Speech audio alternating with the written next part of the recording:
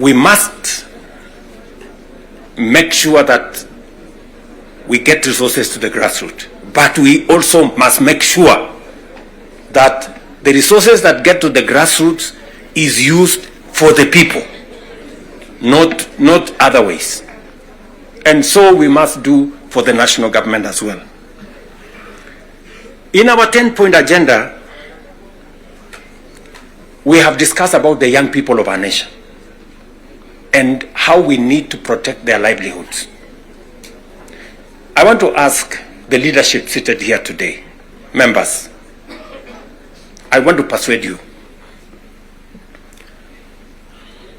We have a robust program. We have, I think, close to 8 or 9 different programs targeting our young people.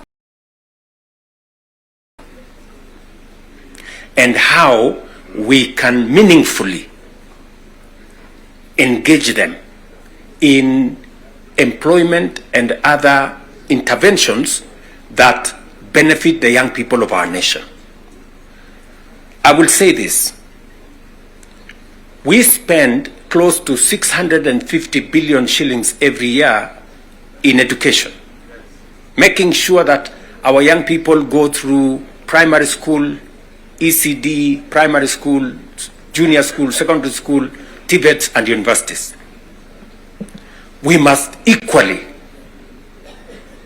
have clarity in how these 650 billion shillings we spend every year, at the end of the day, how do we recover that money? By making sure that our young people become a resource for the development of our nation instead of being a problem to our nation.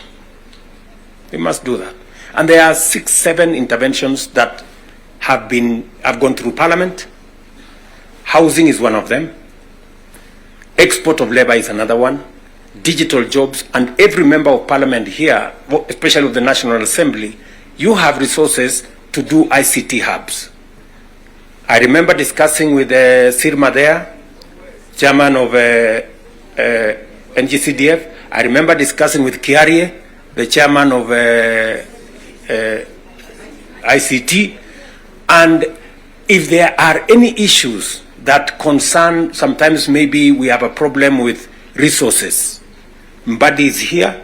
He knows that if there are resources that needs to be made available, is for us to provide interventions for young people to get an opportunity to work.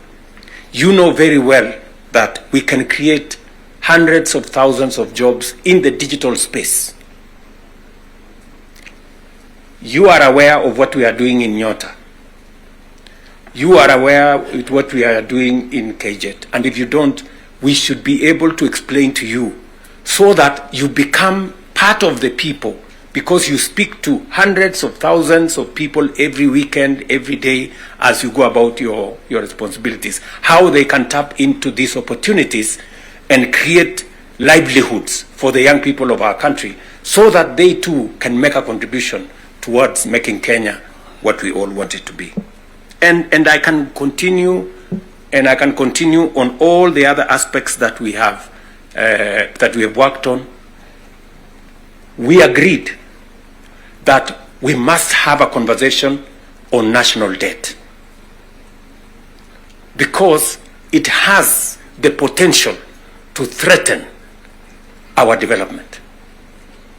It is the reason why my good friend Mbadi and I have been in many different places, and we have done the most that we could to contain the issue of debt. We have gone out of our way to look for alternative sources of funding so that we don't always go to borrow. We have gone the route of securitization. We've gone the route of private-public partnerships. You know very well that we will be starting the construction of the road all the way to Mau Summit from here, Ironi. We are not going to be spending any debt money from government. The road is going to be built on private-public partnership. You know very well that we are going to begin the railway going all the way from Naivasha to Kisumu all the way to Malaba. We are not going to be spending money from debt like we did with the first section of the railway. We're going to be using public-private partnership to do that road, and many others that we have, that we are thinking outside the box so that we can craft alternative mechanisms of delivering on public infrastructure or public goods without necessarily endangering the country with national debt. So we are working at it. It is part of the recommendation of the 10-point agenda that we must deal with. And we are seized with that matter. We will be giving, Mbadi and company will be giving a report to Zani's committee on what practical steps are we making to respond to the issues in the 10-point agenda. What are we doing about the young people? We will be able to tell Zani and the PG should be there to monitor what we are doing, so that we not only do it for us, but we also do it for the people that we represent. And finally, because I do not want to belabor the point, I said we have a historic opportunity. It is not always that protagonists come together to look at the greater interests of the country. But God has given us this opportunity. And I must commend Baba here, because very few leaders have the courage and the mettle to withstand criticism and stand for the nation. Very few people. Very few people. Many people look for what is convenient, what is popular, even if it is wrong, and they want to pander to it. But when a nation's destiny is at stake, you need statesmen, you need people who have the courage to put Kenya first and everything else secondary. So, what am I saying in conclusion? I am saying Zani and team have a job to do.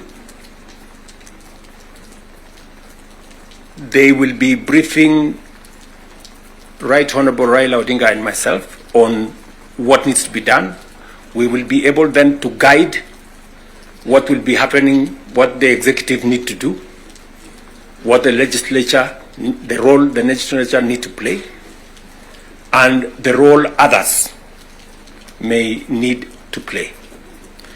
And as we do that, we will need another opportunity to be granular. Today was the first occasion for us to deal with this. But down the road, we need to bring the members of the executive, at least the ministers, to come so that we can have a meeting of minds between the executive and the legislature on matters that are of national importance. Further down the road, we may need that engagement. Maybe not in a sitting like this. Maybe we can organize a retreat for 2 or 3 days, so that the questions I see members of parliament asking on some of the programs, we can fully understand the import of the programs we are running, what they are meant to achieve, the transformation that is supposed to happen, and how we position ourselves to make sure that we provide the push necessary for that transformation to happen. Again, focusing on the greater picture, the bigger picture of our nation. So, ladies and gentlemen, I want to say thank you very much for coming for this session. I know we will listen to you by way of feedback on some of the things that you want us to respond to. We are here because we are one team and we want to succeed together. And we want to make sure that none of us is left behind. Are we together? So, mimi nimesema asante sana. If there are any questions directed to me, I will be willing